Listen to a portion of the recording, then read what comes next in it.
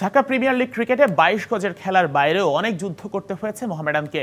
GPL এর শিরোপা হাতছাড়া করার পর সামাজিক মাধ্যমে আবেগী পোস্টে এমনটাই দাবি করেছেন তাওহিদ হৃদয়। নিজের পোস্ট দিয়ে দিয়েছেন ষড়যন্ত্রের ইঙ্গিতও। তার এমন পোস্টকে সমর্থন করেছে মোহামেডান কর্তৃপক্ষ। ক্লাবটির কর্তাদের দাবি, ব্যক্তিগত আক্রোশের জেরেই ভুগতে হয়েছে তাওহিদ হৃদয় এবং তার ক্লাব মোহামেডানকে। অভিযোগের আঙুল ম্যাচ অফিসিয়াল, এমনকি নির্বাচকদের দিকেও। ঢাকা প্রিমিয়ার লিগ ক্রিকেটের হ্যাট্রিক শিরোপা জিতে আবাহনী লিমিটেড যখন উৎসবে মেতেছে, তখন রানার্স আপের সান্ত্বনা নিয়ে মোহামেডান অনেকটাই নীরবেই ছেড়েছে মাঠ। তামিম ইকবালের পরিবর্তনে দলটির অধিনায়কের দায়িত্ব পালন করা তাওহিদ হৃদয় সামাজিক মাধ্যমে দিয়েছেন আবেগী বার্তা। সেখানে জানান, এবারে ডিপিএলে ২২ গজের বাইরেও অনেক যুদ্ধ করতে হয়েছে তাকে। অনেক কথা বলতে চান, তবে অপেক্ষায় আছেন সঠিক সময়ের। এবারের প্রিমিয়ার লিগে ২২ গজের বাইরেও এক প্রকার অলিখিত যুদ্ধ করে গেল মোহামেডান স্পোর্টিং ক্লাব। আর কোনো দলকে এতটা মানসিক যুদ্ধ করতে হয়নি যতটা মোহামেডানকে করতে হয়েছে। প্রতিটি গল্পের দুটি দিক থাকে। হয়তো এক পক্ষের চাপে কখনোই আমাদের অপর পক্ষকে জানার সুযোগ হয় না। তাই আমরা ঢালাওভাবে সব না জেনেই কিছু করে বসি বা বলে বসি। একদম শুরু থেকেই যদি সবটাই বলতে পারতাম, তবে কাহিনী হতো ভিন্ন। যেটা বলতে পারছি না, কেন পারছি না তা না হয় পরেই বলবো।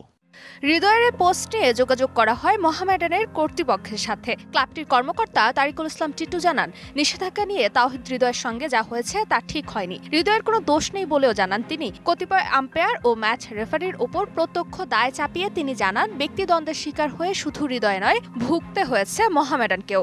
তার সাথে যে আচরণ করা হয়েছে, এটা অ্যাকচুয়ালি আমি অ্যাজ এ টিম অফ ক্লাবের একজন অফিসার হিসেবে আমি মর্মাহত, এবং এটার সম্পূর্ণ তা আমি দেখতেছি তার কোনো দোষ নাই।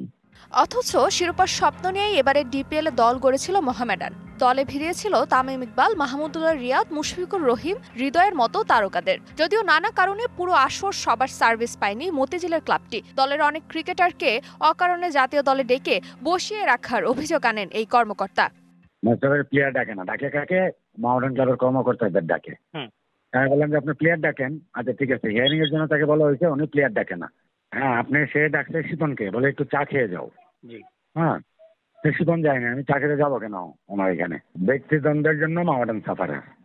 ডিপিএল এ নানা অসহযোগিতার বিষয়গুলো নিয়ে শীঘ্রই বিসিবির সাথে আলোচনা করবেন মোহামেডানের কর্তারা।